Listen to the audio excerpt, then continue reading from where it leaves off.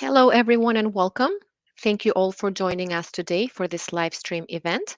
My name is Albena, and I'm the program manager of the Microsoft Reactor. I will be sharing session resources with you in the chat, but before we begin, I would like to quickly review two items with you, our code of conduct and event guidelines.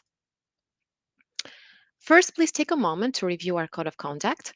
Microsoft Reactor seeks to provide a respectful environment for both our audience and presenters. We do encourage engagement in the chat, but please be mindful of your commentary, remain professional and on topic. And secondly, our event guidelines. This session is being recorded and will be available on demand through the Microsoft Reactor YouTube channel in about 24 to 48 hours. I will be sharing the link in the chat for our YouTube channel, and if you have not been on a live stream through YouTube before, please know that you must create an account on YouTube in order to access and interact in the chat. You can set that up right now, and if you're unable to use the chat but have questions, please feel free to reach out to us through social media or Meetup. Which brings us to today's session, the serverless project that got me promoted. This session will run approximately 16 minutes, and I'm going to bring our speaker for today, Gwyn, which she is a Microsoft Cloud developer. Hi, Gwyn. Hi, Albina. Thank you so much for the introduction and welcome everyone. Let's settle in. Let's tell me in the chat where you're checking in from. What's your experience with serverless? But yes, like Albina mentioned, my name is Gwyn, cloud developer advocate here at Microsoft. I primarily focus on .NET and serverless, which is why I am the host of our Serverless September streams. This is now our third one. The first one we did an interview with Linda Nichols, Global Black Belt in App Innovations at Microsoft. The second one we talked a little bit about how you can do DevOps and serverless the right way with Liam Hampton, who is a fellow cloud developer advocate here at Microsoft as well. And today we're talking something a little personal, which is my own experience with serverless and a project that really kickstarted my career and whatnot. And yeah, lots to share. We do have another guest on for today, but we've got some technical difficulties, so we'll see how I can bring them on once they figure that stuff out. But at the moment, I've got some slides up on the screen. But before we get started, would love to hear a little bit more about everyone's experience with serverless, experience with Azure, experience with cloud. Are you trying to get into cloud? What interests you about this specific session? Jay says, checking in from Seattle. Love Functions and Cosmos DB. Functions and Cosmos DB, that is a fantastic combination right there. But alrighty, let's kickstart my presentation. And then like I mentioned, we have Rishab, who is a cloud developer evangelist at Twilio, who'll be joining us a little later. So hopefully we can figure that stuff out. But anyway, let's kickstart my part here because I'm actually pretty excited about this presentation and whatnot. So anyway, like I mentioned, this session is titled "The Serverless Project That Got Me Promoted." If you do want to keep in touch with me, to any capacity whatsoever, all my social links you can find there at aka.ms/made by GPS. I'm on LinkedIn, Twitter, Instagram, YouTube, TikTok. I recently had a TikTok go viral, which was quite the interesting experience here. Just started my GCP journey. Interesting. Fantastic. Watching live from Ghana. Very cool. Let me know where you're checking in from. At any point, if you have questions, please just let me know. So on the agenda for today's presentation is we're going to talk just a quick overview of what serverless is. Then we're going to jump straight into the problem that I was tasked with automating. Then I'm going to talk to you about the approach of how I sort of tried to figure things out and put a plan together, how to build the solution. Then we're actually going to talk about the plan. So step by step, all right, what do I need this solution to actually do? Then we're actually going to dive and look into the diagram of the actual solution that I built back then. This just for context, I was a system administrator. I had a bit of programming knowledge. I had a bit of scripting knowledge. I had some Azure experience from that same job, but nowhere was I sort of an experienced cloud engineer or anything like that. And this other bit of context that I want to add is, because whenever we talk about promotions, people tend to ask about salaries and people tend to ask about like role titles and sort of what kind of things you did to kind of make that jump. So I was a system administrator then. This is, let's say, back 4 or 5 years ago. I was probably making around 55K USD. And then after, a year or so of being in that role and with this project that we're going to step through today, I made my case to junior cloud engineer at 75,000 USD.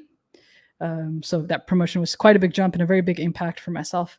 And I think I learned some important lessons that I want to share, especially when you speak about making your case for a promotion.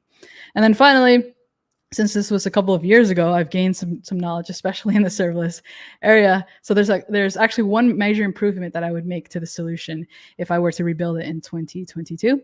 And I invite you all, as we walk through this slide deck here, to kind of keep your eye out for what do you think you would change. And if anyone can guess the change correctly, I will applaud you. I don't have any prizes, but I will shout you out. But we're going to see that towards the end. All right.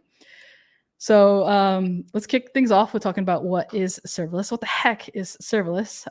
Also, I'd like to introduce you to that animal on screen. That animal's name is Bit. Bit is a raccoon who happens to be the mascot of all the Microsoft Azure cloud developer advocates. So you probably see a lot of this animal amongst our presentations and on our merch. I have actually a plushie that I forgot to bring here. But yes, Bit is fun, has a lot of designs. I enjoy using Bit in my presentations, makes talking about tech a lot more approachable and whatnot. So yes, anyway. So let's talk about the actual definition of serverless computing. And I got this from Microsoft Docs. I didn't invent this. You can see Docs logo there. So serverless computing enables developers to build applications faster by eliminating the need for them to manage infrastructure. Nowadays, if you talk to people who have been in the serverless space for years, they're going to say like, oh, this definition is a little too broad, a little too general. Like you aren't really talking about event driven and all these kinds of things, which yes, but for the level that we're aiming and for the goal that we're aiming for this session, I think this definition is appropriate. But what really is serverless? Because the most popular thing people tend to say when it comes to talking about this type of technology is like, but servers are still running your code, so the actual name serverless is sort of confusing, which I would agree. But hey, it's the internet. It's the age of social media. You need a clickbaity title. You need something that's catchy and whatnot, right? So serverless just rolls off the tongue nicely and whatnot. So serverless really just means server maintenance less to the developers who are working with these types of technologies, because that infrastructure, the provisioning and the managing of that is all going to be handled by the platform. And make note that I didn't put here Azure or AWS or Google or Alibaba or I don't know, there's a bunch of other clouds. If you know other clouds, put them in the chat.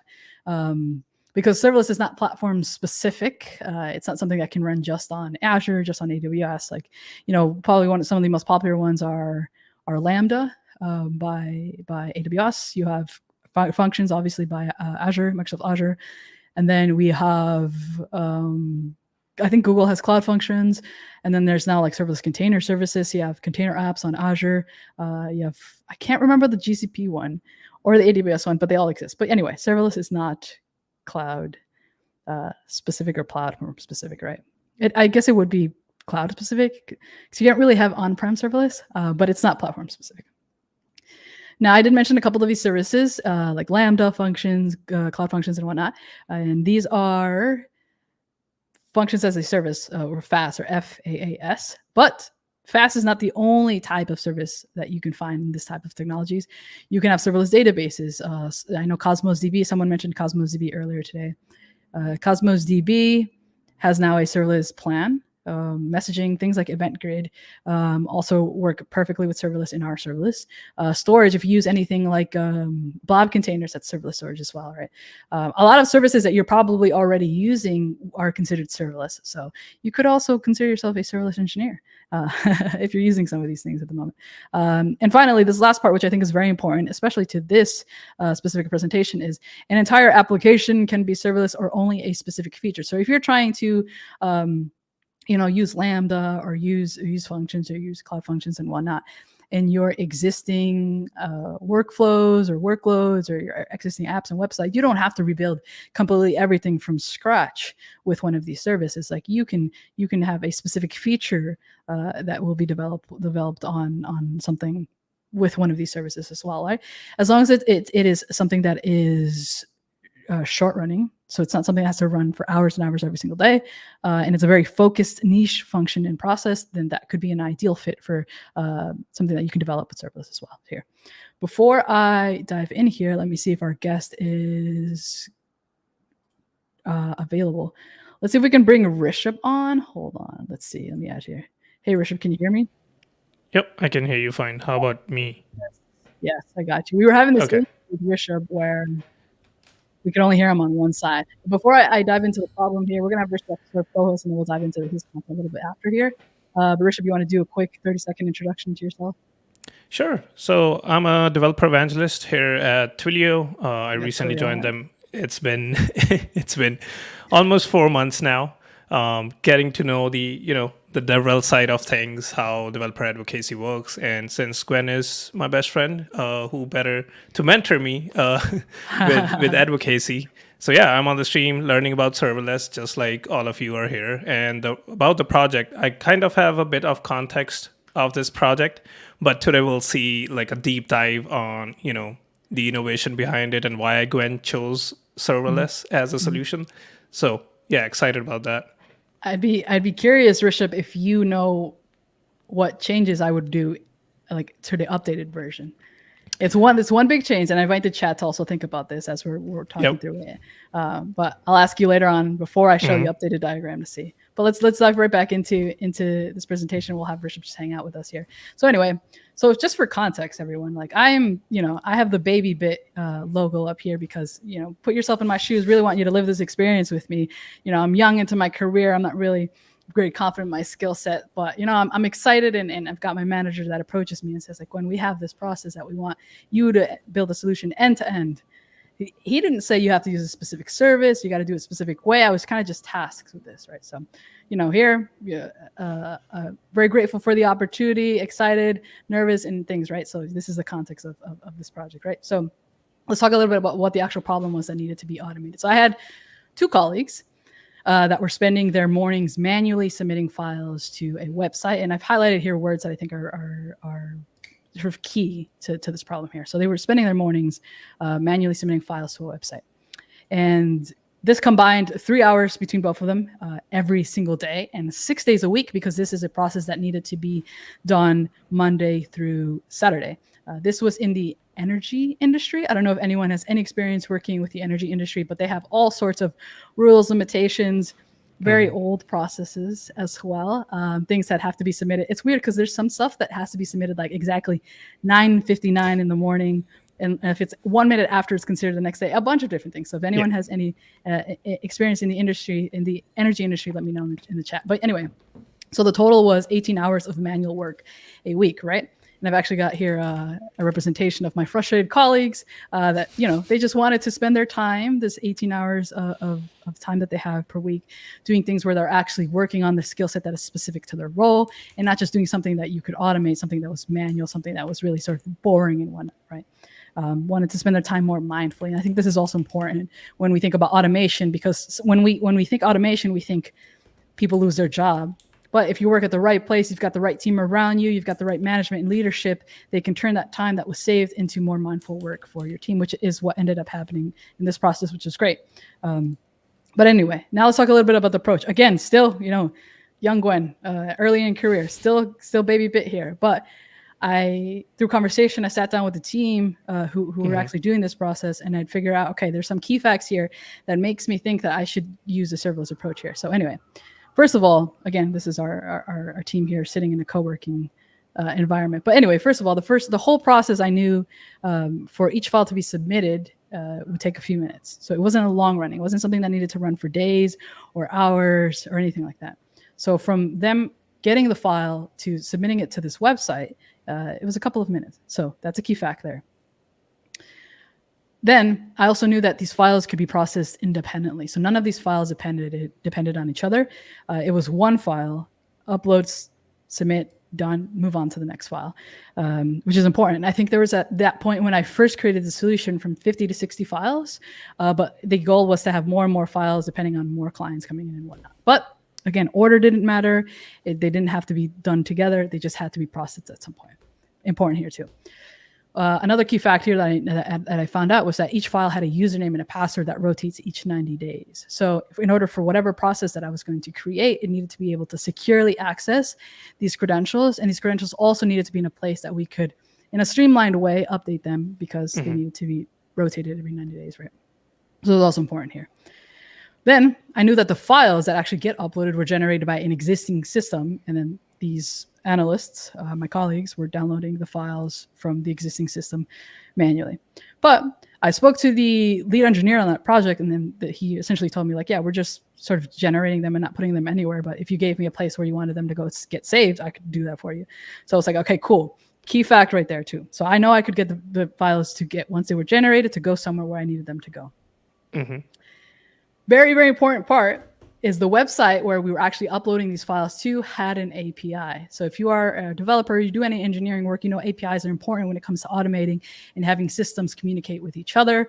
If it didn't have an API, we were probably looking at using like, what's that technology that you can, or that service that you can use to automate like clicks in a website? I can't remember. Oh, yeah, there is something. It's basically, you can crawl. Yeah, something like that. But it would have made this process a lot more difficult. But the way that I found out that this website had an API, and again, we're thinking energy industry, was kind of frustrating because I had to email their support team, wait like, I don't know, a week to get a response back. And they emailed me back a 60-page PDF that was, to be fair, it had everything, but I had to literally go through the entire thing to get, okay, you need to have this type of information in the headers. You need to submit this type of information. Here's the URL and whatnot and things like that. Responses to expect and all that kind of stuff. So key fact here, the website had an API. Mm-hmm. Finally, I also knew that it was important that the website response itself was important because it needed to be, if it wasn't a success, the file needed to be processed again. But it was important that every single file get processed. And even if it was successful or not successful, that response was going to need to save somewhere because my colleagues were going to need to be able to see, okay, just to verify manual verification there, everything looks green. Perfect. Okay. So let's talk about this. Let's in steps. So I have this the key facts, and I'm like, okay, so now I understand the actual manual process. And when you're automating something, it's very important that you understand every single bit. So it's like, think about like when you're trying to change a light bulb. It's not like, oh, just change the light bulb. Like, no, it's like step one. Do you have, is it the light bulb the actual issue? Like turn the light on. Is the light working in other places? Okay, you figured out the light bulb. Do you have an actual spare light bulb? You don't want to go up to go change your light bulb and turns out you don't have a spare light bulb. Then you got to go to the store, right? So when you think about automating a manual process, it's all about every single little step and everything that could go right and wrong and is expected and whatnot. All right, so let's talk about the steps here. So first of all, we know that we have to get the files to automatically go somewhere once they are made available by that existing system. And we know that for that requires the change in that existing system to be done by the team that handles that system. Awesome, okay. Second step here is that I know that as soon as a file is in that place, we need to process it. The actual process, the steps and process is obtaining the file. Then we need to obtain the credential. Then we need to parse the XML because these files were XML data and that API was expecting XML. Then we needed to submit the XML with the correct credential to the API. If the API returned a successful response, we needed to archive the file because it's been processed. We don't need it anymore. And when you have like a hot storage versus archive storage, there's a significant price reduction in storage that you use just for archiving. So the more we can save money, the better. And if the API didn't return a success, we don't move the file. We have to leave it in the same place that it is so it can get processed again. Fantastic. Then we need to, regardless of what the response is, save the response somewhere, save the API response somewhere. And also I mentioned that we needed to be able to update credentials and we also needed to be able to see the actual responses. I like this comment, XML horror. Yes, I'm more of a fan of JSON myself, but hey, XML exists a lot and it's still very used in many, many places. But yes, it would have been so much easier to work with JSON, but yeah, we have XML there. So anyway, additional tools. We need to create a credential updater. Yes, of course, because we need to interact with this service that was going to keep the credentials. And we needed to build some sort of static website that my colleagues could just visit and they go to the website and they see all the results and then easily see it's green, green, green. If there's something red, then, they have an idea of what needs to get processed again. Maybe they kick off the automation process or whatever once more. Okay. So anyway, now we have all the steps and now we talk about the plan here. Again, still kind of like early on, not as confident, but we're going into it, right? So we got the plan. Now things are about to get, I'm warning you all, things are about to get chaotic. But that's sort of how it is when you're sort of like, putting the process together, kind of figuring things out. You're kind of doing a brain dump. Things can get a little chaotic until they smoothen out and you actually figure stuff out, right? But anyway, so again, let's map these steps into Azure services. So we need the files to go somewhere. Well, perfect solution for that would be blob storage. And like I mentioned, blob storage is essentially a serverless storage service with Azure. Okay, so I could give the blob storage the proper SaaS or token or however it is that you want to your service to connect to. I know I think it was like a .NET application. So they were able to just get okay, these files are manually, these files are generated, we'll send them straight off to a blob container there in Azure Storage. Then I know that we need to process each file as they come in. Azure Functions is a perfect service for that. Azure Functions has a bunch of triggers and bindings. Triggers are ways that your event-driven code, which is what functions are, can run. And then blob trigger would mean that, okay, your function is expecting some sort of change in some sort of blob container, which the change in this case would be, oh yeah, a new file is available. Let's do something with it. So we're going to use functions to obtain the file, right? And then the next step here is to obtain the credential. Now I mentioned we have to have a safe place, safe, secure, top-notch security, where we can maintain our credential, but we also need it to be somewhere that we can update in somewhat of a streamlined way. For that, we have Key Vault. Key Vault has SDKs and APIs that you can use to securely interact and update with them, but also you can use an access policy within Azure to have your Azure Functions and Key Vault talk to each other. And when we're in the solution diagram, we'll see that there's a back and forth here. But for right now, let's think of the pseudo code. Before you actually code, you have pseudo code, right? So this is pseudo diagram with cloud infrastructure and whatnot. Okay. So then parse XML. That was another job before the function itself, and we've got it here pointing to the function. Now, remember I told everyone there is one big change I would make in my updated solution if I were to rebuild this thing in 2022. I'm going to tell you, in this slide, you can probably get a feel for what it was, but pay attention. Okay, so anyway, then we've got to submit the XML with credential to the API, and again, regardless of the response, we need to save that too. And then we need to the actual submission of that data will be done from that function as well. Next, we've got to save the API response. We need to actually grab that data and put it somewhere. Table storage is probably the cheapest and more straightforward way, and you can have an output binding on the Azure function to save to table storage. So perfect, table storage, a couple of cents a month. We'll talk more about the actual finances of the solution later on. A couple cents a month. We don't need Cosmos DB. We don't need an Azure SQL database for this. No, just simple table storage will do it for us. Finally, we need to create the additional tools, which would be a credential updater. Remember, we're going to have credentials in Key Vault, so we need to be able to rotate those every 90 days or so. So I built this. We're going to use a Python, a Python SDK to interact with Key Vault. And then we needed a static site to view the results. Remember that. Blazor. I don't know if anyone has experience with Blazor. I'm a big fan. Blazor allows you to use .NET technologies to develop full stack applications. You have Blazor WebAssembly, which runs off WebAssembly technology, and you're using .NET for just static websites. You have Blazor server side, which has a server and a front end. Very cool technology there. But anyway, yes, this is essentially steps in Azure, right? So again, everything's a little chaotic, but you might be able to get a feel for what changes I would have done. But anyway, we've got essentially all the services that we're going to work with here. Okay, so now at this point in my I guess experience or my time with this project, I've sat down with my colleagues. I've got all my key facts. I've approached the thing. I've planned it out, and I'm feeling more confident. So now we've graduated to a bit with a laptop and ready to work in Azure and whatnot. So we're going to dive into the solution, right? So for the solution itself, that first step is let's save the files. And remember, I mentioned that this is some sort of internal application that another engineer has built. So we need to get these files, these generated files, get saved to something. And I added a note there that says, it might be a little too small, but what it says is that these files are saved using a naming convention. And this is important for our next step that we have coming up here. But yeah, like I mentioned, we're going to use blob storage. So we have here processing blob storage, which are files that were manually downloaded are now going to go straight into blob storage. And blob storage, each file there is going to trigger an Azure function, right? Quick question. So yes, the file that the internal application generates, do engineers put them manually in the blob storage? No, it uses probably blob storage API or probably SDK, like .NET SDK to just get the files to go straight into things. So that was automated as well. None of the process was manual unless there was manual verification or manual resubmission needed to be done again. But that was a good question there. Okay, so yeah, we know that as soon as a file hits a blob storage, each file, each not just like a group of files, each file, so we're talking about 50, 60 files, is going to file here too.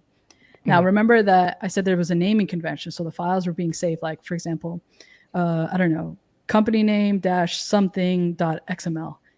That naming convention was important because that is what the function would grab the name of the file and then go to Key Vault. It's like, okay, Key Vault, return me the credential that matches this naming convention. So you see there's a two-way arrow here because Key Vault would return that credential to the Azure function. Now, the reason that the credential, sort of like the grabbing the credential, is the first step here is because there's no point in processing the actual XML or the file if I can't find the proper credential, right? Because you're not going to be able to submit it to the API. So that's the first step here. So considering everything works out, we're like, okay, the Key Vault is returning now the credential back into the Azure function. And then the function has everything it needs to parse the XML and send it off to the submission website API. We're just calling it submission website. That's not the actual official name. So the function sends off that XML data with the credential and sends it off to the API, and the API will return some sort of response. Again, whether it's like successful or not successful response, we need to save the response somewhere. Next, that same function. Did you have a question? Yeah. So the credentials were file specific, or were they required as headers for the submission website? Yeah, they were required as headers. So we would parse the Key Vault has a key value pair, and we would grab those and send them off in the call to the API, and then we would send the XML data with the call as well. Makes sense. Yeah, like the payload, I guess. So then response, again, we're using table storage to keep the responses. Table storage is a very, very simple, like you think of a table in a database, very, very simple service compared to something like Cosmos DB or Azure SQL and whatnot. So the function will save the API response to the table. And then, of course, we talked about archiving files as well. The function would then archive the file if it was a success. So this is the diagram according to if it was a successful submission, of course. Now, pay attention to this. And I have like sort of this rectangle here that just kind of tells you what is built in Azure and what is sort of on-prem. So remember that internal service was deployed on a virtual machine that lived on-prem. And then we had everything that's inside the blue, which is indicating a resource group living inside of Azure. Right? So pay attention here to sort of what you think you would change or what you think needs to be changed. And this solution at 50, 60 files runs fine. But if you throw 1,000 files at this, if you throw several thousand, which obviously this company wanted to obtain more and more clients, and as more clients would onboard to their catalog, they would have more and more files, right? So their goal was to be able to process these files.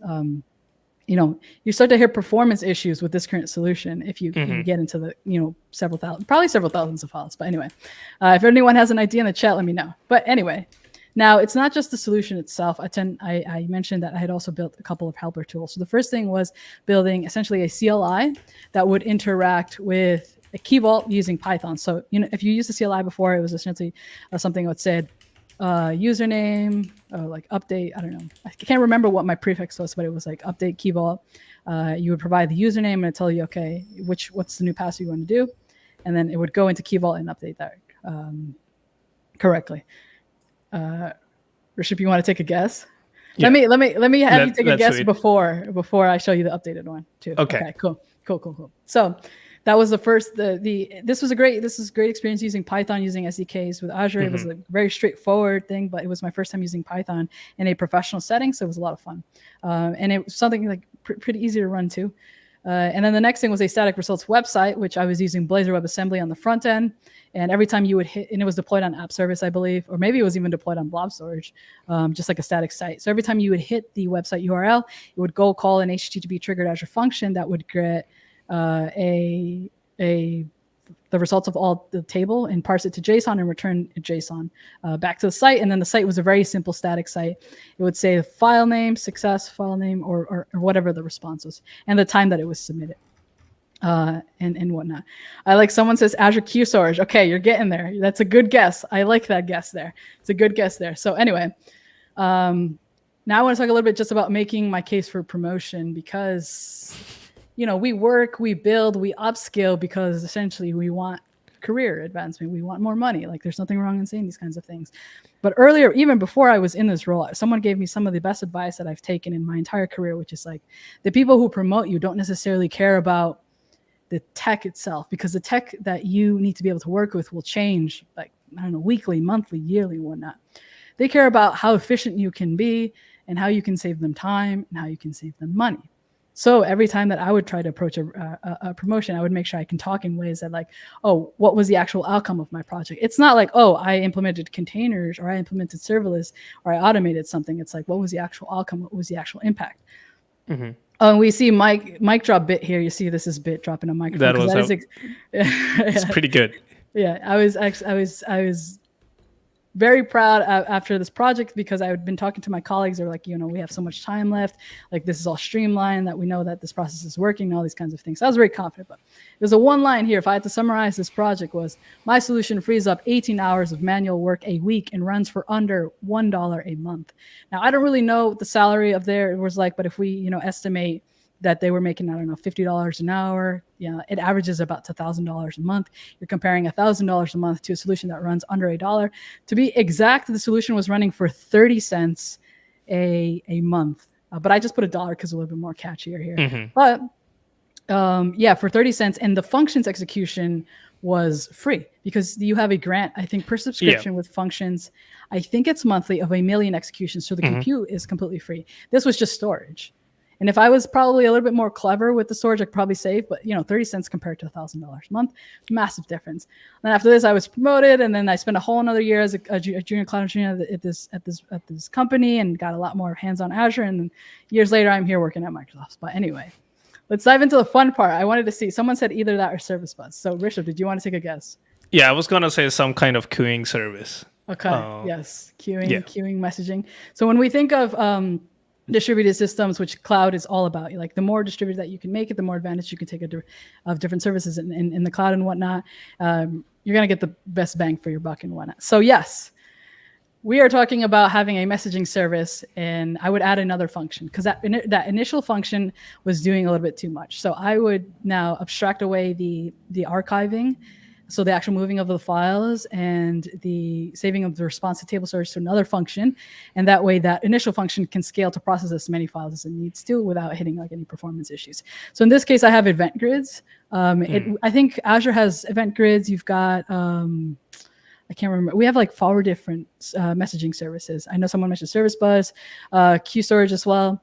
But it really kind of depends on like what you're doing, like we're like aiming for. Queues versus events, and messages versus events and whatnot. Events tend to work a lot better with serverless and whatnot. So I would have event grid here, and then you can trigger an Azure function with event grid. So when there's a new event, and you can send like information with it. So file name and then response, and then that function would archive and then save response. I could probably do another function so it was just like one archives and one does the saving the response to table storage, but that was probably a little bit too overkill. But this would be the updated version of my solution.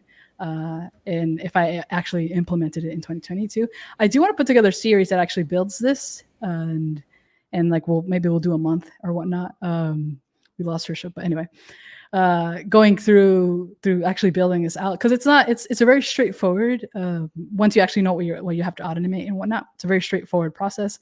But we'll see. We'll see how my planning for the next couple of months come out. But anyway, that is it for this presentation. We're going to have Rishab come up next.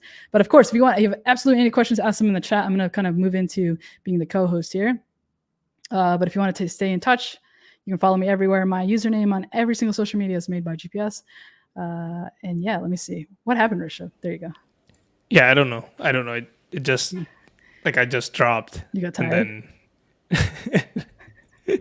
No. I don't know what happened.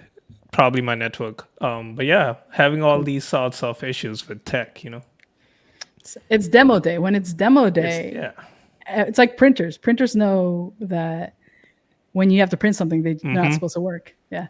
But anyway, we've got about 20-ish minutes to tackle what you want to show us. I know Rishab mentioned he works at Twilio. Twilio has a bunch of ways that it can work with functions and different Azure services. So let's dive right in.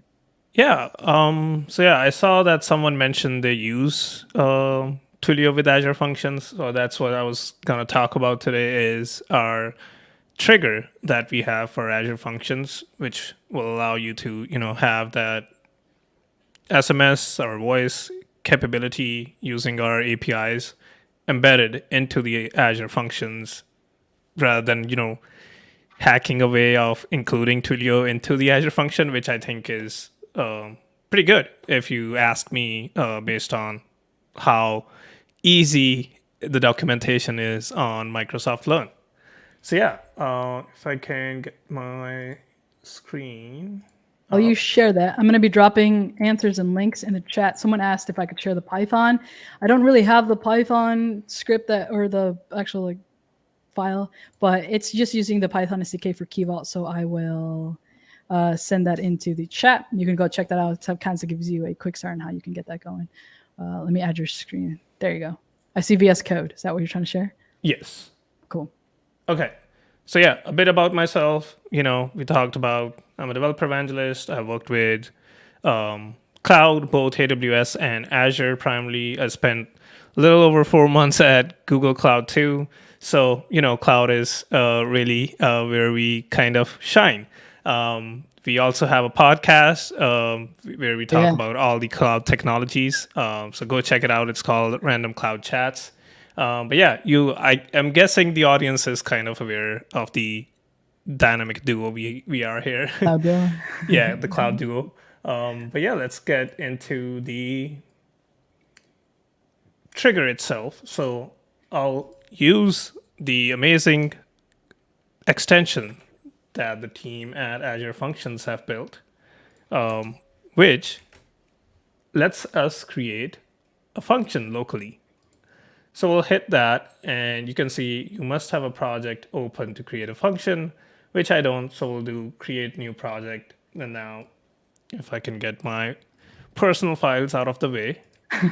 While you do that, so people get confused a little bit because you think a function app, and then you think function. Because a function app can have multiple functions.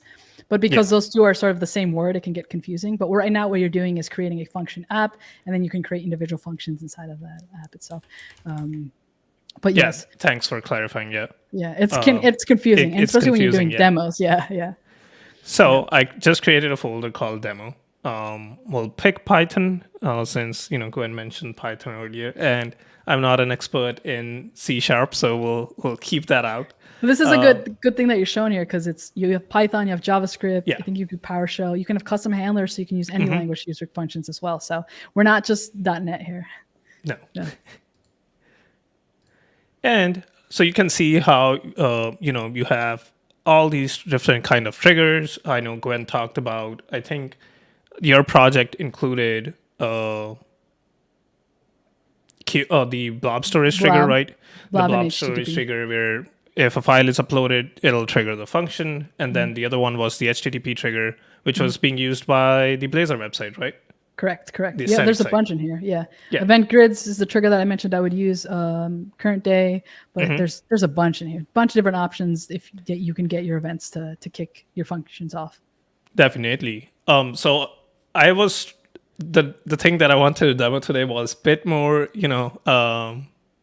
complex, because I wanted it to be a timer trigger, and then it'll be using a pricing API that lists stocks and stuff, and it would have you can set the timer trigger by mentioning the cron, I think. So the cron tab thing, the cron tab thing. So what I was trying to build is a daily or a 12-hour update on the stock market, especially the stocks that I looked up to. So the ones that are in my watch list. But I ran into an issue with I think it was my local emulators, because when you debug, there's, I think, blob and queue service. There are a few emulators that need to be running on some ports. And for some reason, they were not working, and I couldn't develop that. So we'll go with HTTP trigger, which is, I think, the simplest one. While you fill this out, I have an idea of a project that I've been wanting to build that we could use Twilio with. I want to build a real-time subway tracker, just the subways that I care about. And then it can send me, like, if a subway is like a couple of minutes away, it could send me a text. And then also, we would use like Azure Maps on the front. Like, we'll have Blazor, and then we'll have Azure Maps, so it actually shows up the subway moving in real time. It would be so sick. That would be sick. Yeah. Well, For another day. We have too many side projects going on. All right, so you've created the function. Yep. So I've created the functions, and let me know if I need to zoom in. We have a few files. I think you're good. Chat, can you see Let's the screen, go or one should we up. do one more? Yeah, I think that's perfect there. Okay. So we have a few files that, the extension automatically generated for us, which is awesome again. So so this is the function. So the point that Gwen was mentioning earlier where, you saw that create Azure function, that was just how do I say this? That was just a project where our code would exist, and this is the actual HTTP trigger function, the Twilio HTTP. Yeah. So and then you have the function app itself is like the host JSON, the local settings, and all like the additional files that the code needs to run. Yeah. The function itself would be the individual code. Yes. Yeah.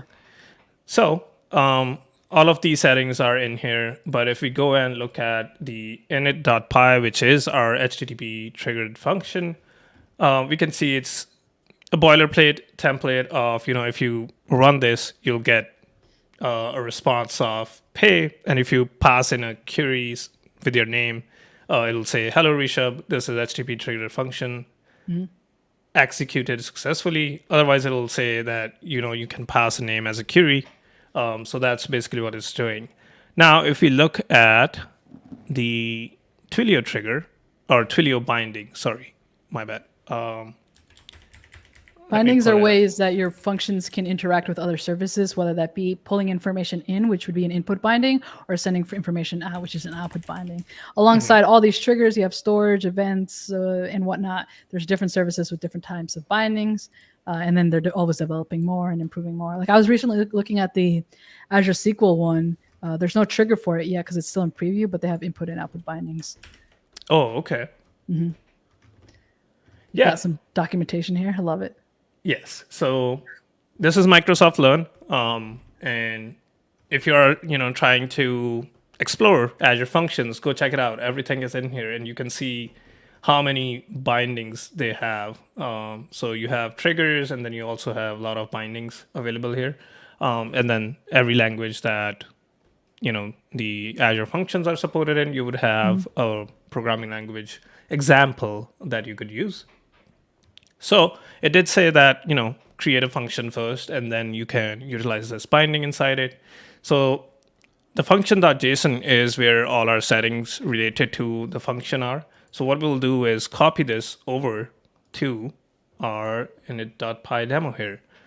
And if we can go into function.json, you kind of see the function settings that we selected in the beginning, where the auth level, I set it to anonymous so that, everybody can kind of trigger it, and we don't have to worry about, only for the sake of this demo. Otherwise, I don't want people texting me. No. And then you have, as Gwyn was mentioning, you could have out or in, depending on the logic of the business or the application logic. So we'll paste our settings here for the Twilio binding. You can see it's Twilio SMS. The name is Twilio message. You have some API key. So you have some authentication settings in here that will allow you to, authenticate to your Twilio account, since we'll be using Twilio's API. And the direction is out, which means it will send, a message.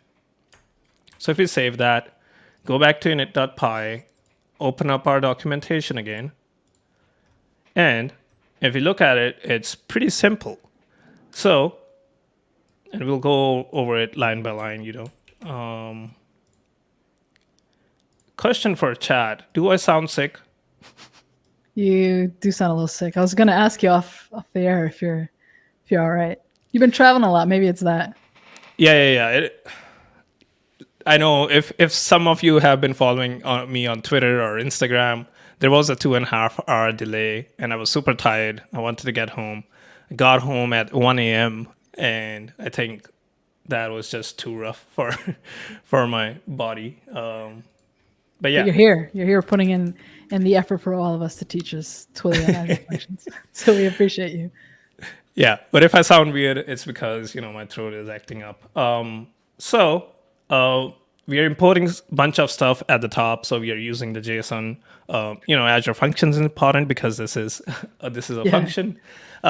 We have a function called main defined here, and you can see it's built because it's a HTTP triggered function. You can see HTTP request here. We are also using the Twilio message binding that we configured in function.json.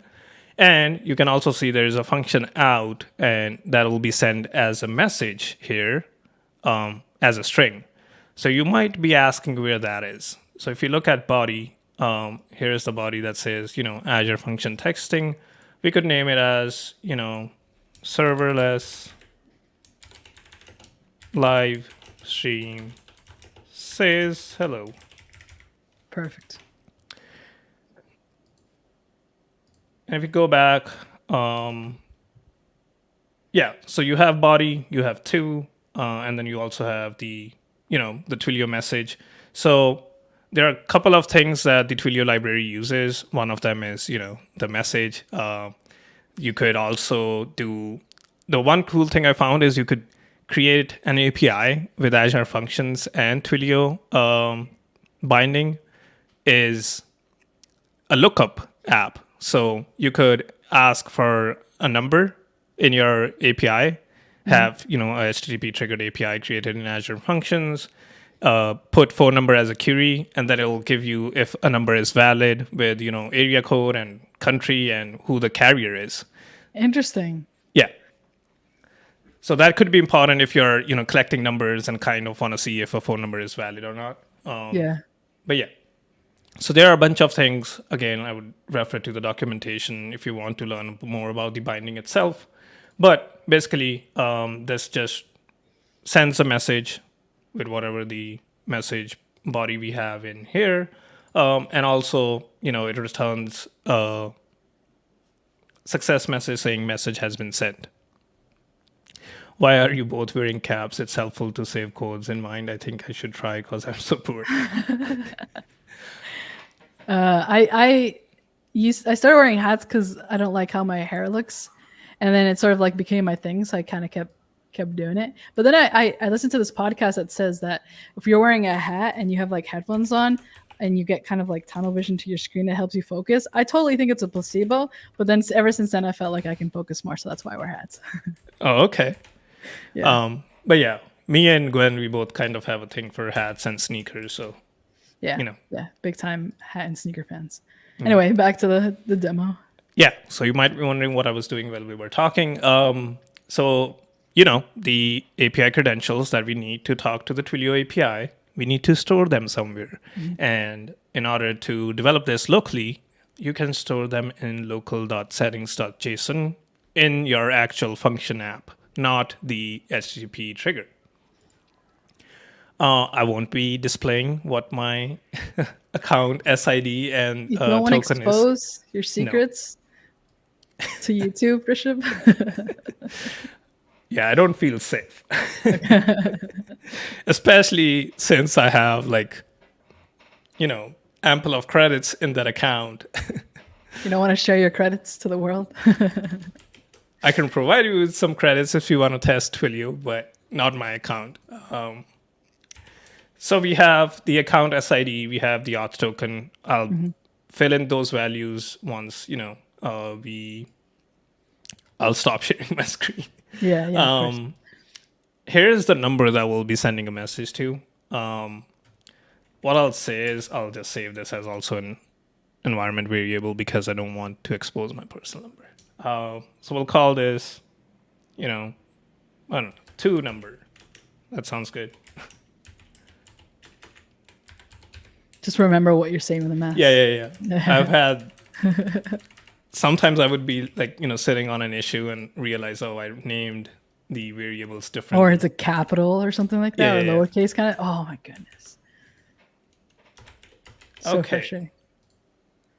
So the functions.json look good, so we can save that.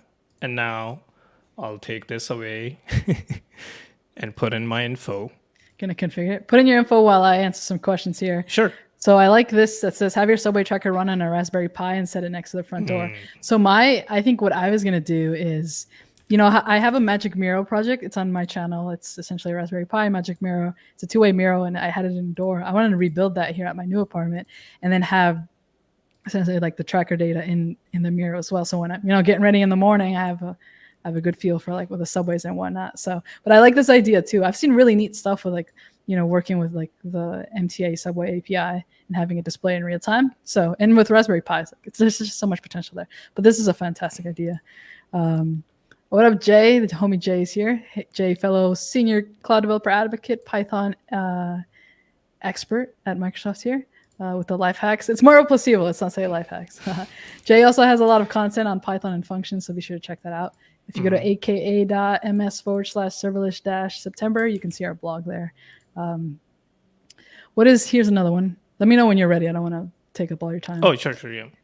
We've got here, what's the best language to learn if I'm getting into Azure? If you already know a language, I'm pretty sure that's going to be supported on Azure, despite popular belief, and we're trying our absolute best to overcome this. Azure is not just a .NET or C# specific platform. Like there's tons of other like focuses that we have. There's JavaScript.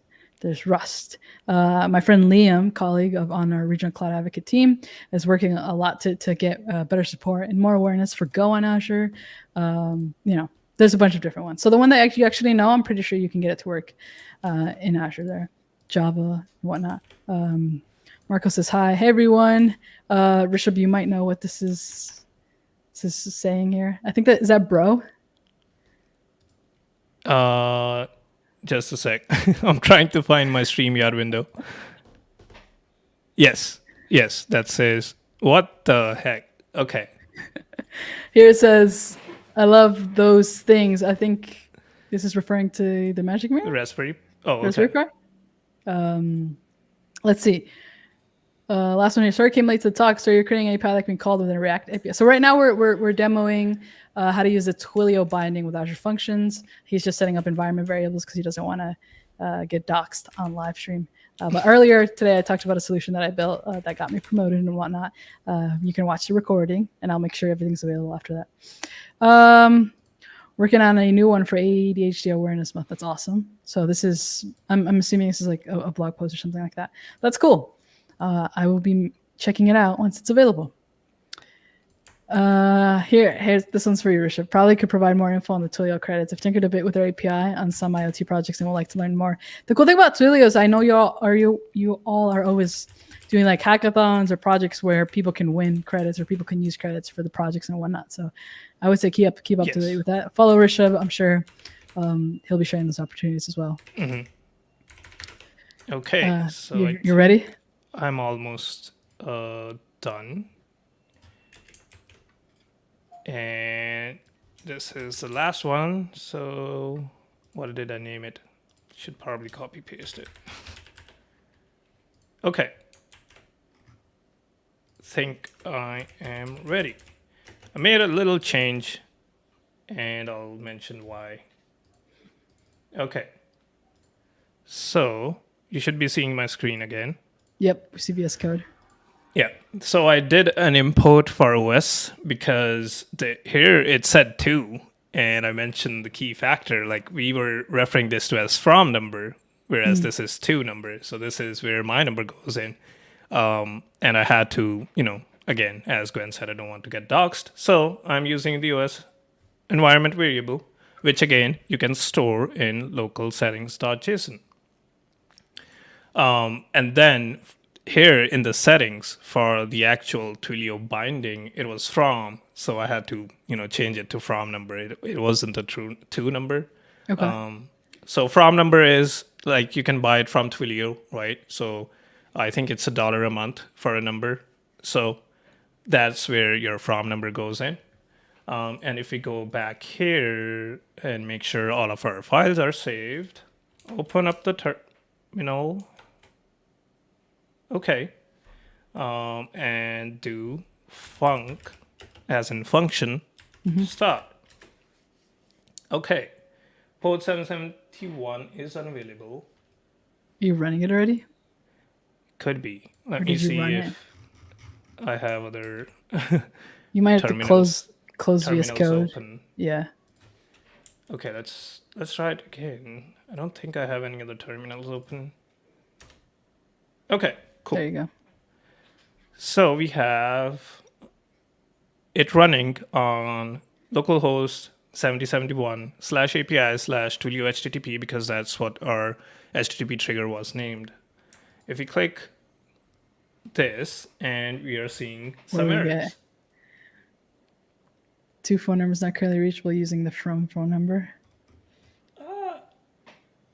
Okay. Is it the plus? No, you have to have the country code and the plus. So what I'm gonna do is I'm gonna use my actual number here, but I'll try to like hide Put it off. Yeah. And then we'll see if that solves. Because I don't think should be an issue.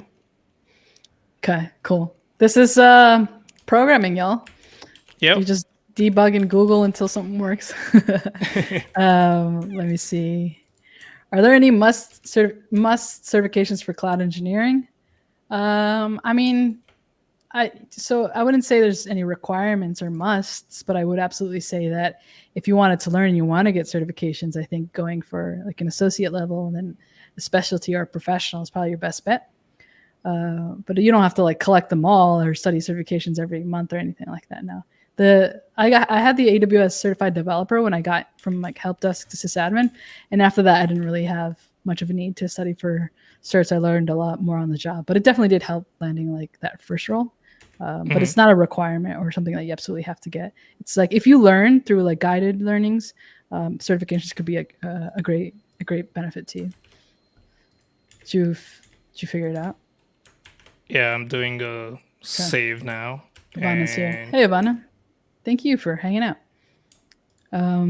Let's see. Did I miss anything? I think someone asked me, what kind of issues were you facing without the event grid, please? Yeah. So essentially the issue with the original solution was it was just one function doing a couple of things. Remember earlier on the presentation, I mentioned that you need to have functions that are dedicated and focused and niched. So by having a queue service or a messaging service in between multiple functions, you can have handoffs and you can have that communication be a lot more straightforward.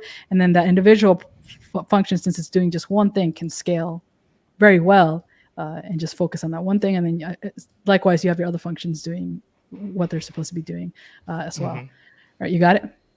Yeah. So the from number, instead of saving it in the variable, but I did realize what I did wrong. There was a space, and it didn't like that. So it was something like that. Because when I copied it from Twilio, this is how the number was, and this is not my personal number, so I'm okay sharing Everyone texts Rishab now. Okay. Well, cool. if we deploy the Azure function, and if you start clicking the HTTP, the URL, it'll start sending me message really. Okay, so if we click that, it opens this, and if you can't see, it says message sent. And if I check my cell phone here, if we keep clicking that, you can see it. Yeah, we see my it. camera will focus. It's not focused, but we see. There we go. Got it. Okay. Got it. That's the message that you put. Serverless live stream says hello. So I'm not gonna host. Whoop! We lost you for a quick second. There you go. You're back. Oh, okay. Yeah. So I was gonna say, do you want me to host this on Azure and see how mad it gets? No. I think we're good. I think so we've hit a couple of things here, and I think with very little configuration, essentially just pulling from the documentation of the binding and of functions, we could get this going. And it's that easy and that straightforward to get SMS integration with your like serverless projects and whatnot. Of course, you'll have to have credits, and you'll have to have a number, and you have to sign up for Twilio and all those kinds of things. But it's very doable, and like the documentation is a great way to get started. Do you have anything else you want to demo, or could we dive more into questions? We could do a couple more minutes. I don't know if are you tight let me see if I can pull up the phone lookup thing that I was talking about, which I think is good. But there is a good question that says, is Azure Functions like GCP Cloud Functions or GCP Cloud Run? Fantastic question. Cloud Functions is what Azure Functions is. Cloud Run is more like the serverless container apps. Container apps. Yes. Here's another one. So you can use something like this if you want to get a text when a file is uploaded. Perfect. Yes. Perfect. That's also, exactly. I could have also had like this type of integration for when there was not a successful response from the API in that project. And they could have just texted and it was like, hey, this one didn't work. Check it out. That would have been awesome as well. Let's see. Here's an interesting one as well while you pull that up. Any idea what free MS certs would be in MS Ignite? For those who are aware, Microsoft Ignite is a conference we do yearly as well. It's coming up next month. And usually around conferences, we like to do cloud skills challenges. We like to do sort of incentives to get people to study cloud and to learn cloud. And sometimes we give like 50% off vouchers. Sometimes we get free certifications. But we're always doing this. We always have, what are those daily boot camps? Clouds. They're called something day, but there's like virtual days where you spend a whole day studying and you take a certification, and the certification is included in that. So there's always opportunities. Like your best bet is probably to follow, obviously us on Twitter and whatnot, because I'm always retweeting this. I feel like every single week I find some way that there's different programs and events and so whatnot that are giving certifications away. Cloud Skills Challenges are also a great way to do them. For Serverless September, we have one going on, so check that out as well. But I don't really know which ones. Like they don't tell me this information. They can't trust me with top secret information. Let's see here. I have to drop off. Thank you very much. I'll be following you. That's awesome. Yeah. Awesome. Thank you so much for the demo. Did you pull it up? Yeah. Where did you pull this up from? Did you have this? Yeah. I have this. Okay. So you can see, just to quickly glance over the code, we have some imports at the top. Again, secrets saved as environment variables, saving me from getting doxxed. And then we're using the lookups. So this is a built-in function, which, the Twilio library has. And it basically fetches the carrier type and then returns it as a response saying that phone number is either valid. If it gets a response on the lookup that it's not valid, it'll just say invalid phone number, and then we are setting the status code to 400 since we're using this as an API.